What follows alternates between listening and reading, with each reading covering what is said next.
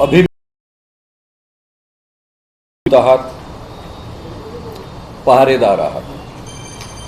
किमान ज्या पद्धतीची पत्रकारिता मी शिकलो, सरांनी शिकवली, माझे ते टीचर राहिलेले आहेत, त्यामध्ये पत्रकार हे अभिव्यक्ती स्वातंत्र्य जपणारे, त्याचा अतिशय उत्तम पद्धतीने उपयोग करून घेणारे, आणि या नात्याने मी तुमच्याशी संवाद साधण्याचा प्रयत्न करतो आहे. लोकसभेसाठी संविधान बचाव, देश बचाव आणि लोकशाही पुढील आव्हान आहे, या पद्धतीचं अभियान घेऊन लोकसभेच्या निवडणुकीच्या आधी विदर्भभरामध्ये 35 सभा घेतलेल्या होत्या. त्यावेळेस हाच विषय मी अतिशय प्रभावीपणे मांडत होतो. आता आपण ज्या सभा घेतो आहोत विधानसभेच्या आधी, त्या संविधान बचाव, महाराष्ट्र बचाव या अभियानांतर्गत सुरू आहे. ज्या ज्या ठिकाणी सभा झाल्या त्याची लिस्ट तुमच्या पुढ्यामध्ये दिलेली आहे. 29 सभा आतापर्यंत झालेल्या आहेत. त्यामध्ये हाच विषय मी मांडतो आहे. हा विषय प्रामुख्यानं यूट्यूबवरच्या अनेक व्याख्यानांमध्ये उपलब्ध आहे. म्हणजे हे जे काही 60च्या वर व्याख्यानं झाली त्यापैकी किमान 25 ते 30 व्याख्यानं यूट्यूबवर ऑलरेडी उपलब्ध आहेत. त्यामुळे मी एक्झॅक्टली काय बोलतो, कशी मांडणी करतो, हे सगळ्यांपर्यंत उपलब्ध आहे. असं असताना इथे नरेंद्रनगर या परिसरामध्ये दिनांक 20 ऑक्टोबरला सभा आयोजित केलेली होती. पोलिसांनी परवानगी नाकारली म्हणून ती रद्द करण्यात आली. त्यावेळेस पोलिसांनी कारण असं दिलं की ही खुल्या मैदानामध्ये सभा आहे आणि खुल्या मैदानामध्ये या पद्धतीनं सभा घेणं लॉ अँड ऑर्डरचे मुद्दे उपस्थित होऊ शकतात आणि म्हणून आम्ही ही परवानगी नाकारतो आहोत. तर जे या कार्यक्रमाचे आयोजक होते त्यांनी तो मुद्दा मान्य केला. मी असतो तर मान्य नसता केला.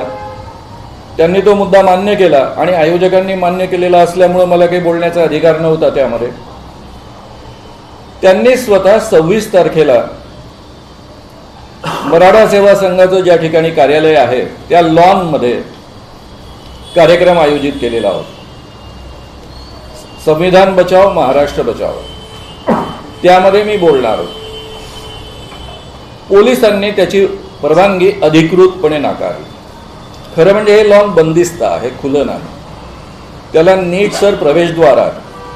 त्यामुळे या लॉनमध्ये कोणी आतमध्ये यायचं, कोणी आतमध्ये येऊ द्यायचं नाही हे ठरवण्याचा अधिकार पोलिसांनाही असू शकतो, आयोजकांनाही असू शकतो. आणि तरी यांनी ही परवानगी नाकारली. परवानगी नाकारण्याचं जे कारण दिलं तुम्हाला ते पत्र राणा प्रताप पोलीस स्टेशनचं दिलेलं आहे. त्यामधले फक्त काही वाक्य मी वाचून दाखवतो. उक्त कार्यक्रमामुळे महाराष्ट्र राज्य विधानसभा निवडणूक 2024 कार्यक्रमादरम्यान कायदा व सुव्यवस्था बाधित होण्याची शक्यता नाकारता येत नाही. या कारणावरून आपले वरील कार्यक्रमाची परवानगी नाकारलेली आहे. त्या खालचं वाक्य आहे म्हणजे कायदा सुव्यवस्था निर्माण होऊ शकते, त्याचे प्रश्न निर्माण होऊ शकतात म्हणून परवानगी नाकारली. त्याच्या खाली धमकी आहे, तरी सदर कार्यक्रम आपण अनधिकृतपणे आयोजित केल्यास आपणास सर्वस्वी जबाबदार धरून प्रचलित कायद्यानुसार आपले विरुद्ध व इतर संबंधिताविरुद्ध योग्य ती कायदेशीर कारवाई करण्यात येईल याची नोंद घ्यावी. सदर पत्राचा उपयोग भविष्यात आपणाविरुद्ध पुरावा म्हणून करण्यात येईल याची नोंद घ्यावी. वरिष्ठ पोलीस निरीक्षक यांचं हे पत्र आहे. त्याआधी निवडणूक आयुक्तांनी निवडणूक निर्णय अधिकारी यांनी पत्र दिलेलं आहे. त्यामध्ये त्यांनी कारण देताना दिलेलं आहे, कायदा सुव्यवस्था बाधित होण्याची शक्यता नाकारता येत नाही, त्यामुळे अनुमती देता येणे शक्य नाही.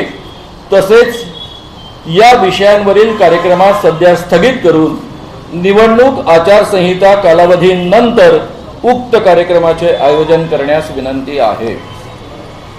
म्हणजे आता सध्या निवडणुकांची आचारसंहिता सुरू आहे. त्यामुळे तुम्ही संविधान बचाव, महाराष्ट्र बचाव या विषयावर आता बोलू नका. हे सगळं संपल्यानंतर, निवडणुका झाल्यानंतर या विषयावर तुम्ही बोला, असा त्याचा अर्थ होतो. 20 तारखेची परवानगी नाकारली, ही परवानगी नाकारली. त्यानंतर नरखेडला काल व्याख्यान झालं. त्या व्याख्यानाला सुद्धा सुरुवातीला त्यांनी परवानगी नाकारली होती.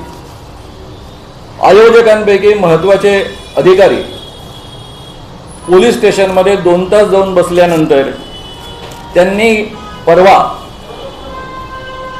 कालचं जे व्याख्यान आहे 25 तारखेचं त्याला गांधी चौका नरखेड येथे सायंकाळी 6 ते 10 पर्यंतची परवानगी दिलेली होती. त्यानुसार संध्याकाळी 6 ते 10 हा कार्यक्रम गांधी चौकामध्ये होणार होता. काल दुपारी 12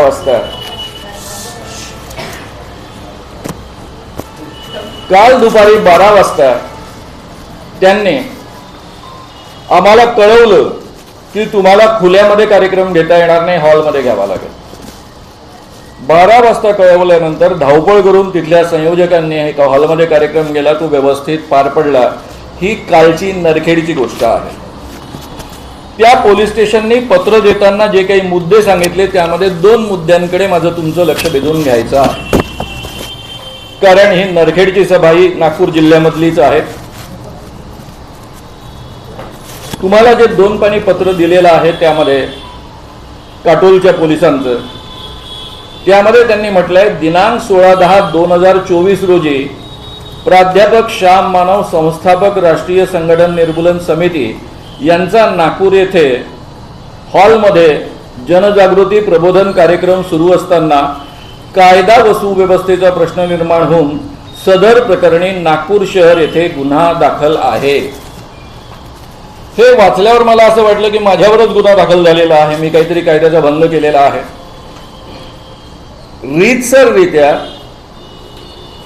भट सभागृहामध्ये व्याख्यान सुरू असताना काही माणसं जनता पार्टीची बीजेपीची येतात, त्या ठिकाणी गोंधळ घालतात, त्या कार्यक्रमामध्ये व्यत्यय आणतात आणि तरीही माझे शेकडो कार्यकर्ते शांतपणे ऐकून घेतात. एवढंच नव्हे तर ते स्टेजवरचं जे बॅनर आहे ते फाडतात, आमचा QR कोड घेऊन पळून जातात आणि तरीही आमचे कार्यकर्ते शांतपणे त्या सगळ्या प्रसंगांना सामोरे जातात. कोणी हात उचलत नाही, हिंसेचा मार्ग वापरत नाही. हा आमचा रेकॉर्ड गेले 43 वर्ष राहिलेला आहे. मी 51 वर्षांपासून व्याख्यानं देतो आहे आणि ही जी व्याख्यानं देत आलेलो आहे त्यामध्ये आजपर्यंत एकही व्याख्यान कधी उधळलं गेलेलं नाही. 51 वर्षात एकाही व्याख्यानावर कधी पोलीस केस दर्ज झालेली नाही, FIR दाखल झालेला नाही.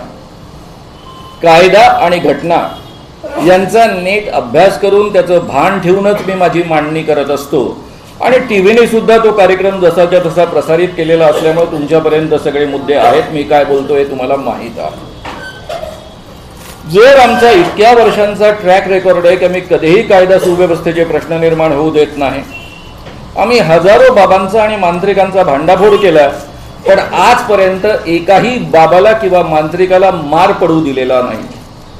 लोक ज्यावेळेस खवळतात आणि त्यांना मारायला धावतात त्यावेळेस आम्हीच त्यांना वाचवत आलेलो आहे. अशा अहिंसक पद्धतीनं आम्ही काम करणारे कार्यकर्ते आहोत आणि पोलीस म्हणतं की कायदा आणि सुव्यवस्थेचा प्रश्न निर्माण होतो आणि गुन्हा दाखल झालेला आहे. हा गुन्हा आमच्यावर दाखल झालेला नाही. मी कोणतंही कायद्याचं उल्लंघन केलेलं नाही. कायद्याचं उल्लंघन बीजेपीच्या लोकांनी केलं. त्यांनी गुंडागर्दी करायची, त्यांनी कायद्याचं उल्लंघन करायचं आणि बंधनं मात्र माझ्यावर लादली जायची. हा कोणता न्याय आहे? जे अभियान घेऊन मी बोलतो आहे की आपलं संविधान धोक्यात आलेलं आहे, आपली लोकशाही धोक्यात आलेली आहे, याचा हा उत्कृष्ट पुरावा आहे. त्यानंतर यामध्येच त्यांनी पुढचे जे मुद्दे म्हटलेले ते तर फारच हास्यास्पद आहे. माझ्या YouTube चॅनलवरचे काही हेडिंग्स घेऊन स्वामी समर्थ एक ढोंगी बाबा थे, भगवान है या नहीं, गजानन महाराज क्या संत थे, सारे भगवान भारत में ही क्यों होते हैं, दरगाह में कोई चमत्कारी शक्तियां होती है क्या हिंदुओं ने मुस्लिम दरगाह पर जाना चाहिए कि नहीं चाहिए, या पद्धतीच्या भाषणाच्या व्हिडिओज माझ्या चॅनलवर उपलब्ध आहे. याचा उल्लेख पोलिसांनी केला. एक तर हा उल्लेख करताना त्यांनी अभ्यास केला असेल. अभ्यास केल्यानंतर मी जर काही चुकीचं बोलत असेल, कायदेशीररित्या काही कायद्याचं उल्लंघन करत असेल, माझ्यावर केसेस दाखल करायला पाहिजे. मी कुठेही कायद्याचं उल्लंघन करत नाही. मी डिफेमेशनच्या जवळपास 6-7 केसेस फेस केलेल्या आहेत. कायद्याच्या मर्यादेत राहून कसं बोलायचं याचं उत्कृष्ट ज्ञान मला आहे. उलट हे जर व्याख्यानं त्यांनी ऐकली असती तर या ठिकाणी ती नोंदवण्याची हिंमत पण केली नसती. या सगळ्यांचा उल्लेख करून तुमचे कायदा आणि सुव्यवस्थेचे प्रश्न निर्माण होऊ शकतात, म्हणून माझ्या सभांना परवानगी नाकारण्याचं कारण काय, हा माझा साधा आणि रीतसर प्रश्न आहे. प्रामुख्यानं 20 तारखेचं व्याख्यान रद्द करणं, 26 तारखेचं व्याख्यान रद्द करणं आणि हे दोन्ही व्याख्यानं ज्या ठिकाणी होत आहेत ते ठिकाण म्हणजे प्रत्यक्षामध्ये देवाभाऊचा मतदारसंघ. आता तुम्हाला आचारसंहिता लागू झाल्यानंतर कुठे कुठे व्याख्यानं झाली याचाही मी उल्लेख करून टाकतो. एक व्याख्यान झालेलं आहे 16 तारखेला, ते प्रत्यक्षामध्ये तुम्हा सगळ्यांना ज्याची कल्पना आहे सुरेश भट सभागृहामध्ये झालेला आहे. 17 तारखेला सडक अर्जुनी गोंदियाला झालेला आहे. 18 तारखेला उमरेड जिल्हा नागपूरला झालेला आहे. त्या व्याख्यानाच्या आधी तिथल्या DYSPने मला नोटीस दिली. त्या DYSPने नोटीस देत असताना मी त्यांना म्हटलं, माझा 51 वर्षाचा रेकॉर्ड आहे, माझ्या व्याख्यानामध्ये कधीही कोणती गडबड होत नाही, कायदा सुव्यवस्थेचे प्रश्न येत नाही, मी कधीही कायद्याचं उल्लंघन करत नाही, मला ही नोटीस तुम्ही का देत आहात. त्यावर त्या असं मला म्हणाल्या की आम्ही सगळ्यांनाच आचारसंहितेमध्ये नोटीस देतो. म्हटलं ही नोटीस उद्या देवेंद्र फडणवीस यांचं व्याख्यान जर उमरेड परिसरामध्ये झालं तर तुम्ही देणार का. त्यावर त्या म्हणाल्या की मी देईन, कायद्यानुसार त्यांना ही नोटीस देईन. जाहीर भाषणामध्ये या गोष्टीचा मी उल्लेख केला होता आणि कौतुक केलं होतं. कायदा जर सगळ्यांकरता समान वापरला जात असेल तर त्याची माझी बिलकुल हरकत असण्याचं कारण नाही, मला नोटीस द्यायला पण काही कारण नाही. ठीक आहे, तुम्हाला एक कायदा आणि सुव्यवस्थेची काळजी म्हणून, पूर्वतयारी म्हणून तुम्हाला नोटीस द्यावीशी वाटते द्या, पण ती मला तुम्ही देणार आणि बाकीच्यांना देणार नाही हे मात्र चालणार नाही. त्यानंतर 19 तारखेला कोंढाळीला व्याख्यान झालं, 22 तारखेला पांढरकवड्याला व्याख्यान झालं. ही सगळीच्या सगळी व्याख्यानं हॉलमध्ये झाली. 23 तारखेला घाटंजीला ओपन चौकामध्ये व्याख्यान झालं. 25 तारखेला नरखेडमध्ये काल पुन्हा बंदिस्त हॉलमध्ये झालं. जे नियम गोंदियात लागू होत नाहीत, जे नियम यवतमाळ जिल्ह्यात लागू होत नाहीत, ते नियम नेमके नागपूरमध्ये कसे लागू होतात, हा माझा साधा आणि डायरेक्ट प्रश्न आहे. त्याचं कारण असं आहे की प्रत्यक्षामध्ये नागपूरमधले जे निवडणूक अधिकारी आहेत आणि चीफ कलेक्टर असतात हे कोणाच्या दबावाखाली वागतात, कोणत्या अधिकाराखाली परवानगी नाकारत आहेत. मी त्यांना एवढंच सांगू इच्छितो की तुम्ही देवेंद्र फडणवीस यांच्याकडनं पगार घेत नाहीत, BJP कडनं पगार घेत नाहीत. हा पगार तुमचा भारतीय जनता देते. कलेक्टर पासून, निवडणूक अधिकाऱ्यांपासून, पोलीस अधिकाऱ्यांपर्यंत जे अधिकार तुम्हाला प्राप्त झालेले आहेत ते भारतीय राज्य घटनेमुळे प्राप्त झालेले आहेत. ते BJPनं तुम्हाला दिलेले अधिकार नाहीत, देवेंद्र फडणवीसांनी दिलेले अधिकार नाहीत. आणि उद्या जर सरकार बदललं तर तुम्ही काय करणार आहात. आणि सरकार तर बदलणार आहे, जनतेनं ते ऑलरेडी ठरवलेलं आहे. आणि तुमच्या ह्या कृतीमुळे तुम्ही आणखी खोलामध्ये जाता आहात. हे जे बदललेलं सरकार असेल ते जर तुमच्या कृत्याचा उद्या हिशेब घ्यायला लागलं तर तेही भान डोक्यामध्ये असू द्या. तुम्ही जनतेचे सेवक आहात, देवेंद्र फडणवीस किंवा BJP भारतीय जनता पार्टीचे सेवक नाहीत. हा मुद्दा त्यांना मला सांगायचाच आहे. खरं म्हणजे ज्यावेळेस भट सभागृहामध्ये हे प्रकरण घडलं त्यानंतर अभिव्यक्ती नावाचं एक चॅनल आहे यूट्यूबवर, त्यांनी एक व्हिडिओ केला. त्यामध्ये देवेंद्र भाऊंचा एक व्हिडिओ ऐकवलेला आहे. तुमच्या जर तो लक्षात आला नसेल एरवी तर त्याबद्दल तो ऐकावा माझी तुम्हाला विनंती आहे. देवेंद्र फडणवीस असं म्हणतात, माझ्या आदेशाची आणि परवानगीची वाट पाहू नका, विचारू नका, सरळ ॲक्शन घ्या, प्रसंगी ठोकून काढा. हे गृहमंत्री देवेंद्र फडणवीस जर आपल्या महाराष्ट्रामध्ये बोलत असतील तर हे गुंडांचं सरकार आहे की माणसांचं सरकार आहे. हा साधा प्रश्न माझा जाहीररित्या मी विचारतो आहे आणि महाराष्ट्रातल्या जनतेला हा प्रश्न विचारतो आहे. ज्या महाराष्ट्रामध्ये संत ज्ञानेश्वर, संत नामदेवांपासून एक संत परंपरा चालत आलेली आहे, तुकाराम आणि गाडगे महाराज, तुकडोजी महाराजांपर्यंत, शाहू फुले आंबेडकर प्रबोधनकार ठाकरे यांची परंपरा या महाराष्ट्रामध्ये राहिलेली आहे, त्या पुरोगामी महाराष्ट्रामध्ये लोकशाही पायदळी तुडवणारी अशी गुंडगिरी आपण चालू देणार आहोत काय, हा प्रश्न माझ्या सामान्य जनतेला सुद्धा आहे. मित्रांनो, मी तुम्हाला या निमित्तानं एवढंच सांगेन की गुंडगिरी हे करणार, कायद्याचं उल्लंघन हे करणार, अभिव्यक्ती स्वातंत्र्याची गळचेपी हे करणार आणि माझ्या सभा नाकारल्या जाणार. या तुलनेमध्ये मी मुद्दाम सांगू इच्छितो, 1975 मध्ये इंदिरा गांधींनी आणीबाणी लादली होती. मी त्याला विरोध करून जेलमध्ये गेलो होतो, याच लोकांसोबत राहिलो होतो. त्यानंतर आम्ही जनता पार्टीचं गठन केलं होतं जेव्हा निवडणुका डिक्लेअर झाल्या तेव्हा. त्यामध्ये त्यावेळेस जनसंघ, फॉरवर्ड ब्लॉक आणि थोडंसं कम्युनिस्टांचं काम असल्यामुळे कम्युनिस्ट असं मिळून आम्ही जनता पार्टीचं गठन केलं होतं आणि आम्ही दणकून निवडणुकांचा प्रचार केला. आता मी जेव्हा तुलना करायला लागतो त्यावेळेस इंदिरा गांधी अत्यंत बलशाली होत्या. या देशामध्ये एकही विरोधी पक्ष असा नव्हता की जो 10 खासदार निवडून आणू शकेल. कोणामध्येही क्षमता नव्हती. आम्ही कॉलेजमध्ये शिकणारी पोरं, आमच्यामध्ये एखादा प्राध्यापक नमा जोशी सारखा, आम्ही चौकात सभा द्यायचो, मोठ्याल्या सभा आयोजित करायचो. कधीही पोलिसांनी अटकाव केला नाही. कधीही युवक काँग्रेसच्या किंवा NSYच्या लोकांनी आमच्यामध्ये हुडदंग काढण्याचा प्रयत्न केला नाही. दणकून आम्ही इंदिरा गांधींवर टीका करायचो, इंदिरा गांधींचे सगळे वाभाडे काढायचो. त्याही काळामध्ये मी 100 पेक्षा अधिक सभा घेतलेल्या आहेत. पण एकाही सभेमध्ये काँग्रेसच्या लोकांनी कधी अडवण्याचा प्रयत्न केला नाही, पोलिसांनी परवानगी नाकारण्याचा प्रयत्न केला नाही, कोणी अडचणी निर्माण केल्या नाही. मी ती तुलना आता करतो. म्हणजे ज्या इमर्जन्सीच्या विरुद्ध अभिव्यक्ती स्वातंत्र्यावर गदा आणली म्हणून आम्ही इंदिरा गांधींचा एवढा विरोध केला, प्रचंड ताकद त्यांच्या हातामध्ये होती आणि ते मात्र लोकशाही प्रक्रियेनुसार वागत होते, संविधानानुसार वागत होते. आणि ही माणसं आज संविधान तुडवून, पायदळी तुडवून, लोकशाही पायदळी तुडवून वागता आहे. आता तुमच्या मनामध्ये प्रश्न पडला असेल की आता पुढे काय. आम्ही पुन्हा शेवटची एकदा रीतसर परवानगी मागू, कायदेशीर. आणि ती कायदेशीर परवानगी जर निवडणूक अधिकाऱ्यांनी दिली नाही, हीच कारणं सांगितली, तर मी गांधीजींचा चेला आहे. गेली 51 वर्ष त्याच पद्धतीनं सामाजिक क्षेत्रामध्ये काम करत आलेलो आहे. याही पलीकडे त्याच पद्धतीनं काम करणार आणि सविनय कायदेभंगाची चळवळ सुरू करणार. आणि मुक्काम पोस्ट देवाभाऊचा मतदारसंघ हे आम्ही करणार.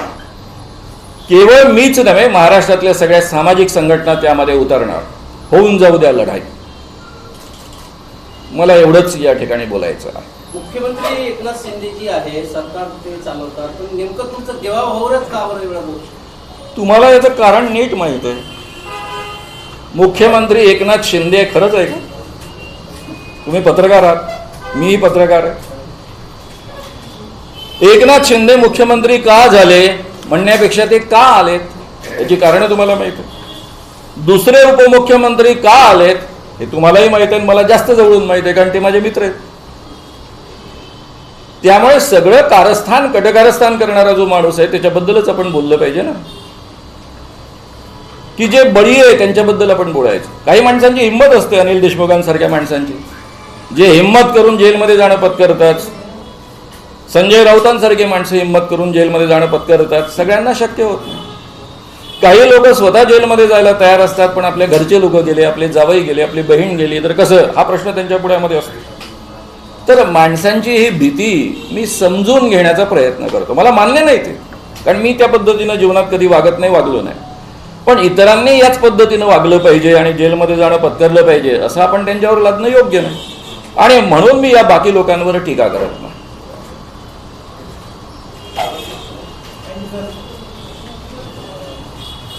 जी आप जो कहते हैं कि जो आपकी यात्रा आप निकाल रहे हैं, मानो कि संविधान बचाओ महाराष्ट्र बचाओ, तो ये सभी कह रहे हैं कि संविधान खतरे में है, संविधान खतरे में है.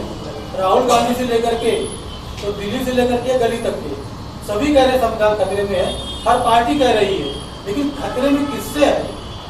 बीजेपी से, बीजेपी, आज के शासन से. और वो क्यों है, बहुत विस्तार से मैं ये बातें रखता हूँ अपने व्याख्यान में।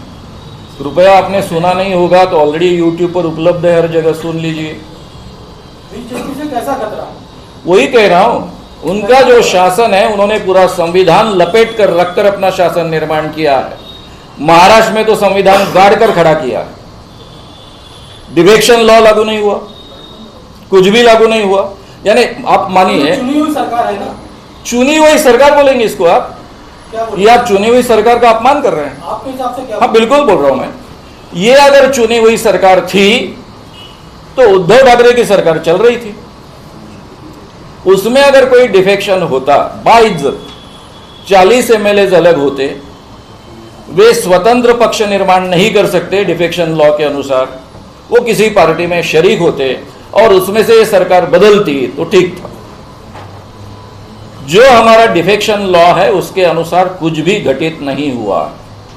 एट ए टाइम 40 एमएलए नहीं गए हैं, पहले कुछ एमएलए गए हैं, उसके बाद में कुछ गए हैं, उसके बाद में कुछ गए हैं, और कुछ दिनों बाद 40 तक का आंकड़ा पहुंचा। इस ढंग से डिफेक्शन लॉ लागू होता, लेकिन हमारे महाराष्ट्र में डिफेक्शन लॉ लागू नहीं किया गया। हालांकि हमारे हाईकोर्ट ने मुदत बढ़ाकर दी थी उपाध्यक्ष को एक्शन लेने के लिए। अगर उपाध्यक्ष एक्शन नहीं ले सकते हैं तो उसके पहले सरकार कैसे गठित हो सकती है? कोर्ट ने कहा है ना कि आपको एक्शन नहीं लेना है, तो उसके पहले सरकार कैसे गठित हो सकती है? राज्यपाल बुलाते हैं, शिंदे जी को सीधा सीधा मुख्यमंत्री बनाते हैं, शपथ दिलाते हैं, और सुप्रीम कोर्ट का निर्णय आता है कि ये सब कृति जो है वो असंवैधानिक है, इलीगल है। इसके बावजूद सरकार 2.5 साल तक चलती है। तो संविधान खतरे में आ गया। खतरे में? संविधान को गाड़कर ये संविधान, ये सरकार निर्माण हुई ना, खतरे में कैसा? केवल खतरे में नहीं है। मैं आपको दूसरा सवाल पूछ रहा हूं। हम लोगों को चुन कर देते हैं, जिन लोगों पर हमने चुन कर दिया है उन लोगों को कुछ लोग खरीद लेते, 2-3 हजार करोड़ रुपए जिनके पास है, वो पूरे महाराष्ट्र का शासन अपने कब्जे में लेते हैं, और जो ये देश का सबसे अमीर राज्य है, मुंबई आर्थिक राजधानी है, उसको कब्जे में लेते हैं। 2-3 हजार रुपए इन्वेस्ट करो, कुछ एमएलए को खरीद लो, अपनी नई सरकार बना लो, और फिर कुछ भी करो। महाराष्ट्र का 8 लाख का कर्जा बना लो। सर, परंपरा पूरे देश में चल रही है। सर, आप महाराष्ट्र में कैसे? 1000 कोटी म्हणता, हे संजय राऊतांकडून आकडा घेतलेला आहे, त्याचे काय पुरावे? मी 2-3 हजार कोटी हा उल्लेख केलेला, नाही, पण याचे काय त्याचा काही पुरावा बिरावा काही नाही आहे। पुरामध्ये मुद्दा लक्षात घ्या, माझ्या स्वतःच्याच मित्राने सांगितलं की जे 40 आमदार गेले सुरुवातीला, त्यांना 2 चॉईस दिलेले होते, आणि मी ते वारंवार बोललेलो आहे, आणि तुम्ही ते प्रदर्शित पण केलेलं आहे। 2 चॉईस दिले होते, खोके घ्या, मंत्रीपद, नाहीतर जेलमध्ये जा। त्यामध्ये खोक्यांचे आकडे वेगवेगळे, त्यांनी तुम्हाला सांगितलं काही लोकांना 20, काही लोकांना 40, काही लोकांना कदाचित 60, त्यामुळे तो आकडा एक नाही।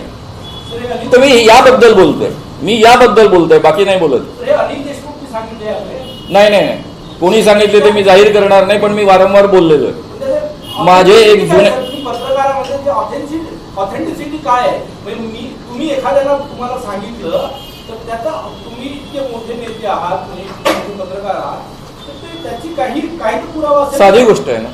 तुम्हाला वाटतं ना हा पुरावा नाही आहे, तर ज्यांना वाटतं हा पुरावा नाही आहे त्यांनी कोर्टात केस टाकावी। तोपर्यंत मी त्या मित्राचं नाव उघड नाही करू शकत ना। मला मिळालेली माहिती, त्याचा सोर्स उघड करणं माझ्या हातात आहे की नाही? तुमच्याच नियमाप्रमाणे। तुम्ही पण पत्रकार आहात, पण त्याचा आधार मी विचारतो। मला जर या गोष्टीची, साधी गोष्ट आहे, मला जर या गोष्टीची खात्री नसती तर मी बोललो नसतो। खात्री तुम्ही कुठल्या पॅरामीटरवर ठरवली की ही खात्री आहे ना? ज्या मित्राने मला सांगितलं त्या मित्राची क्रेडिबिलिटी मला माहित आहे। त्याने ज्या सर मी पॅरामीटर तुम्हाला ऑलरेडी सांगितले, ते तुम्हाला मान्य नसतील तर सिंपल मार्ग आहे कोर्टामध्ये जाण्याचा। पॅरामीटर सांगा, आम्हाला सगळ्यांना मान्य आहे, सांगितले ना। जो एक त्या सर, तुम्ही प्रश्न विचारला, मी उत्तर देतो, प्लीज ऐकून घ्या। साधी गोष्ट आहे, मी हे आज बोलत नाहीये, गेले 2 वर्षापासून बोलतो आहे, जाहीररित्या बोलतो आहे। तुम्हीच लोकांनी ते प्रदर्शित पण केलेलं आहे। माझ्या स्वतःच्या जवळच्या मित्रांनी जो त्यामध्ये होता त्यांनी सांगितलं हे असं असं झालेलं आहे. शहाजी बापू जे म्हणाले होते काय ते झाडी काय ते त्यांनी स्वतःच सांगितलं 50 कोटी. त्यांचं वक्तव्य ते यूट्यूबवर अजूनही उपलब्ध आहे, तुम्ही ऐकू शकता. हे मी जाहीररित्या सांगतोय. मी वाट पाहतोय कोणीतरी कोर्ट केस टाकावी म्हणजे त्या मित्राला आणेन मी तिथे. सारी गोष्ट. महाविकास आघाडी निवडणुकीच्या तोंडावर आपल्याला चिरीमिरी देऊन भाजप विरोधी वातावरण तयार करत आहे आपल्या भाषणाद्वारे, असा भाजपचा काही नेत्यांचा आरोप आहे. तुम्ही त्याच्यावर काय मला एक सांगा, असं म्हटलं त्यांनी. ठीक आहे, नाही जे पेड वर्कर म्हणतायत त्यांचं म्हणणं स्वाभाविक आहे. जे बिचारे आयुष्यभर स्वतः पेड वर्कर राहिलेले आहेत, जे लोकांना विकत गेलेले आणि स्वतः विकत गेलेले आहेत, ते असंच बोलणार. कारण त्यांना खात्री कशी पटणार काही माणसं प्रामाणिकपणे जीवनात काम करू शकतात.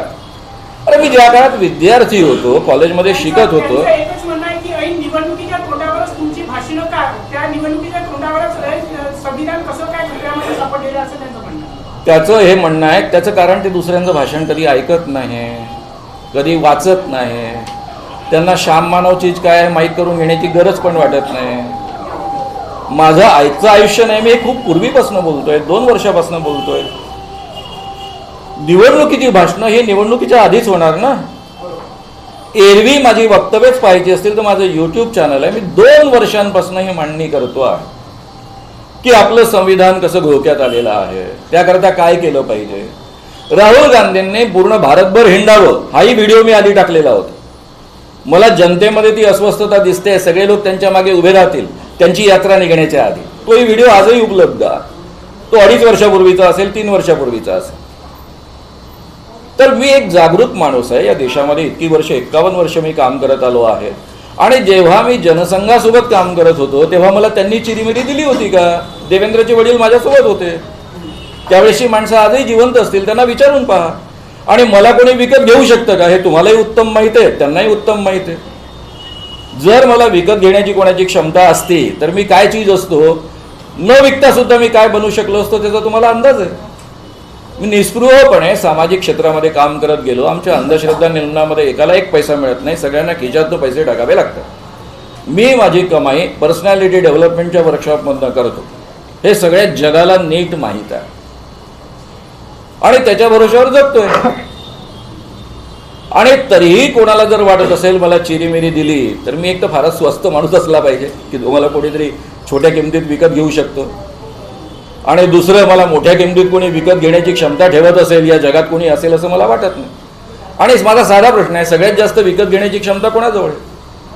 अरे जे अख्खं सरकार विकत घेऊ शकतात त्यांच्या क्षमतेपुढे बाकीचे काय काढले महाविकास आघाडीवर? सर, एक साहजिक प्रश्न आहे. आपण जागरूक आहात, इतक्या वर्षांचा अनुभव आहे आणि संविधानाचं रक्षण व्हावं ही तळमळ आहे आपल्यामध्ये. तर आपला तो नजीकचा कार्यकर्ता, नजीकचा जो मित्र आहे ज्यांनी आपल्याला सांगितलं त्याला कोर्टात जाण्याचा सल्ला आपण का देऊ शकतो? कशाला देत मी सल्ला? त्याला नाही जायचंय कोर्टात, त्याचा अधिकार आहे तो.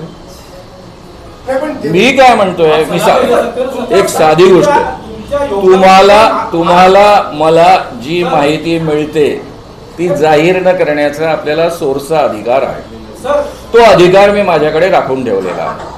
ज्या दिवशी ह्या गोष्टी कोर्टात जातील त्या दिवशी येईल. लोकशाही धोक्यात असताना, संविधान धोक्यात असताना मी जाहीर बोलतोच आहे ना. नाही, पण त्याला ते नाव कशाला सांगू मी? का सांगावं? तुम्ही त्याला का सल्ला दिला नाही? तुम्ही त्याला कोर्टात जाण्याचा सल्ला का दिला नाही? कारण एवढं मोठं संकट आहे समोर. त्याचं कारण हे पहा, मग मी तुम्ही दुसरा प्रश्न विचाराल, मी अजित पवारांना का सल्ला दिला नाही जेलमध्ये जाण्याचा? तुमच्या मित्राबद्दलचा विचार. तेही माझे मित्रच आहेत आणि मला माहित होतं ते इकडे जाणार आहे. साधी गोष्ट आहे, आपण कोणाला सल्ला देण्याच्या लायकीचे आहोत आणि कोणाचे नाही आपलं आपल्याला कळलं पाहिजे ना. कोणालाही सल्ला देत सुटायचं. तुमचं महाराष्ट्रातील आणि देशातील योगदान कोणीच नाकारू शकत नाही गेल्या 50 वर्षातलं. फक्त गेल्या काही दिवसात एक प्रथा सुरू आहे, मित्रांचं नाव सांगून पुढ्या सोडणे आणि तो समाज माध्यमांवर घराघरात ते पुढ्या आणि फेक नॅरेटिव्ह जातं. मला फक्त म्हणून तुम्हाला विचारतो की याचा काय आधार आहे का? तुमच्या याच्यावर ऑलरेडी सांगितलं मी. पुन्हा तोच प्रश्न विचारून काही नवं तुम्ही माझ्याकडनं काढू शकणार नाही. सर एक छोटी सी शंका आखिरी यही है कि हमारे देश का संविधान इतना छोटा है कि इतना मामूली है क्या जिसे कोई बदल देगा? अरे भाई, ऐसी उम्मीद है सर। आप बीजेपी ये कांग्रेस का कोई भी सर। सिक्स मैं आपको देश सीधा का सवाल संविधान जिससे देश चल रहा है, जो ग्रंथ से ज्यादा महत्वपूर्ण हमारे लिए, इसे बिल्कुल कोई नहीं। बदल देगा सर? बिल्कुल नहीं। अभी अपना हमारे प्रेस की क्या हालत है आप जानते हो, मैं जानता हूँ। उसके बारे में हम चर्चा नहीं। ठीक है, खरीद नहीं हुई है साहब जी, मेरे जमाने बड़े में वरिष्ठ पत्रकार है सर। प्लीज मेरे जमाने में इतना टूट पड़ते थे सरकार पर सर, सभी टूट पड़ते थे। सरकार पर टूटना ही पत्रकारिता मानी जाती थी।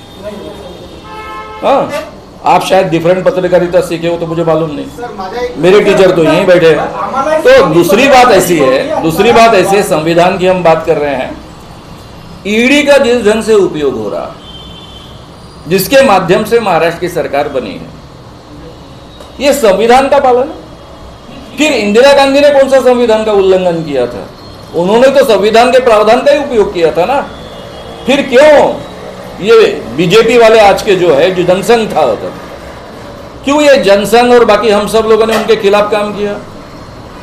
उन्होंने तो संविधान के प्रावधान का ही उपयोग किया था, इंटरनल इमरजेंसी। तो हमारा संविधान इतना छोटा है कि अब जो मतलब उसे बदल देंगे वो?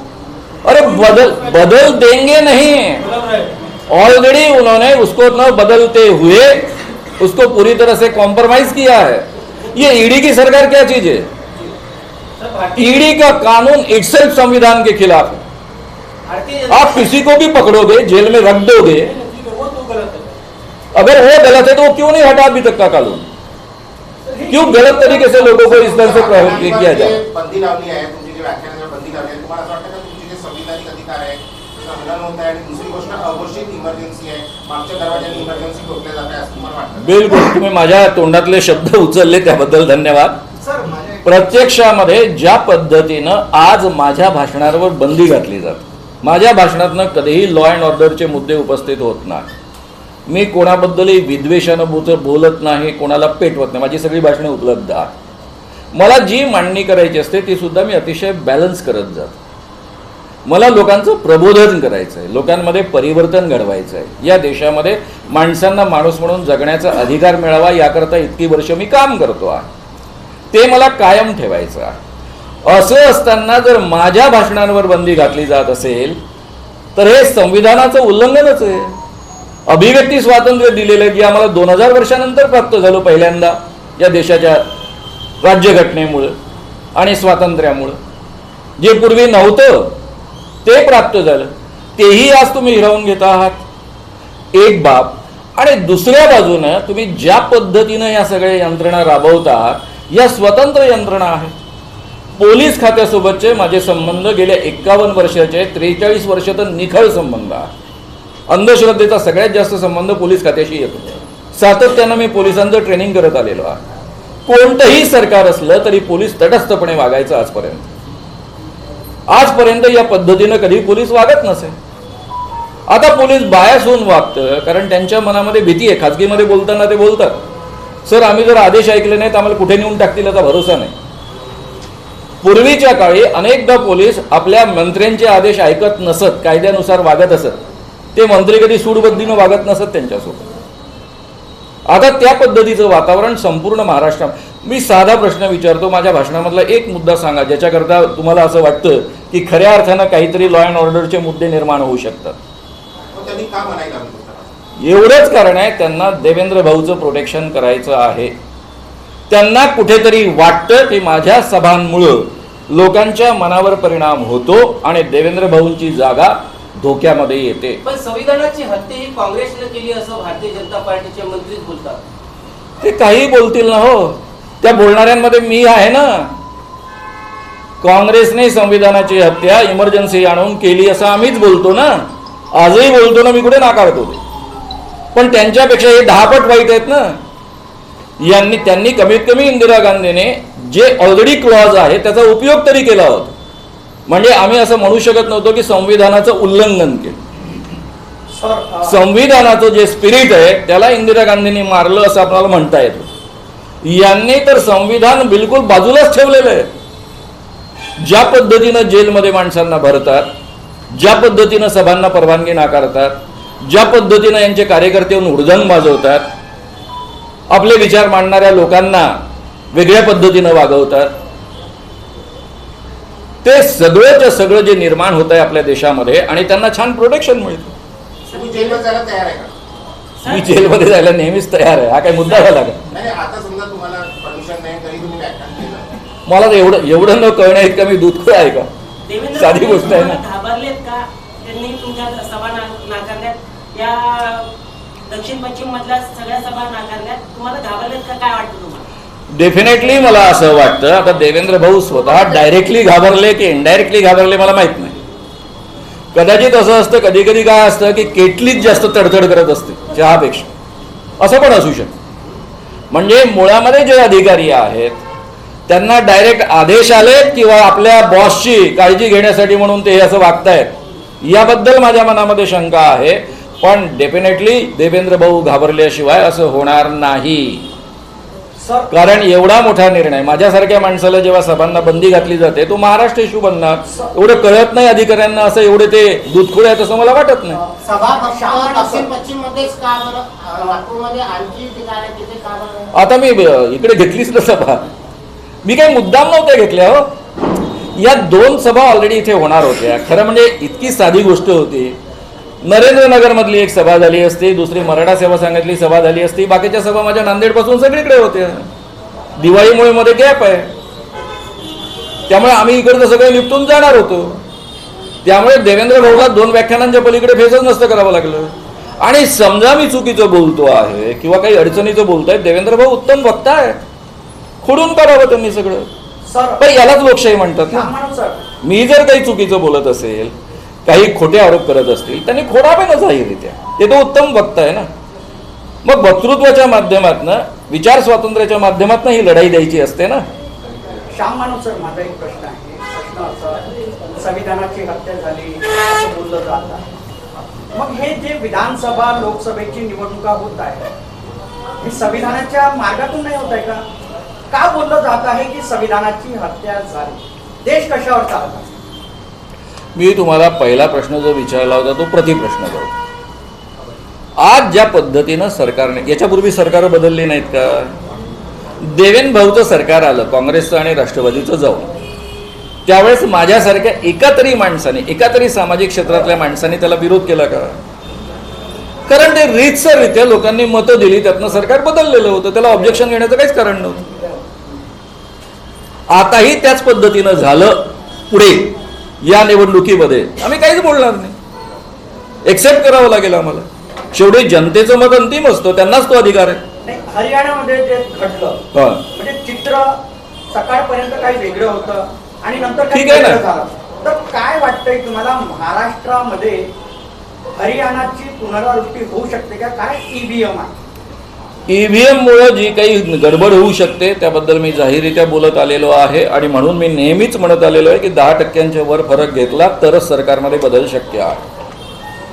जरी तुम्हाला आकडेवारीमध्ये 10% दिसत नसले तरी पण जे 31 सीट्स आल्या महाराष्ट्रामध्ये, जनता म्हणजे बीजेपी आणि बाकीचे लोक वगळून, त्या 31 सीट यासाठी झाल्या की जनतेने मनामध्ये ठरवलं होतं. ते काही श्याम मानव आणि 2-4 माणसांनी ठरवून होत नसतं, ते जनतेने मनामध्ये ठरवलं होतं. आम्ही फक्त त्यांना आत्मविश्वास दिला की असा बदल आपण करू शकतो. आता मित्रांनो त्याच पद्धतीचं वातावरण आहे. उलट त्यावेळेस बिलकुल आत्मविश्वास नव्हता, लढणाऱ्यांमध्ये आत्मविश्वास नव्हता, मत देणाऱ्यांमध्ये आत्मविश्वास नव्हता. तो आता आलेला आहे आणि त्यामुळे हा बदल निश्चित होणार आहे आणि हा बदल मोठ्या फरकानं होणार आहे. आणि म्हणूनच यांचं धाबं दणाणलेलं आहे. नाही तर माझ्यासारख्या माणसाला किती लोक असतात तो माझ्या सभेला? जास्तीत जास्त 3000, 1500, 2000. त्यांनी काय फरक पडला असता? सर, संविधान वाचेल कसं हे शेवट सांगून द्या बस. संविधान तुम्ही आणि मी सगळ्यांनी संविधान रुजलं पाहिजे, टिकलं पाहिजे असे प्रयत्न केले तर डेफिनेटली वाचेल. ही जबाबदारी माझ्यासोबत तुमची पण तेवढीच आहे, आपली सगळ्यांची आहे. उलट मी असं म्हणेल ही देवाभाऊची पण जबाबदारी, मी कोणालाच एक्सक्लूड करत नाही. सारी भारतामध्ये जनता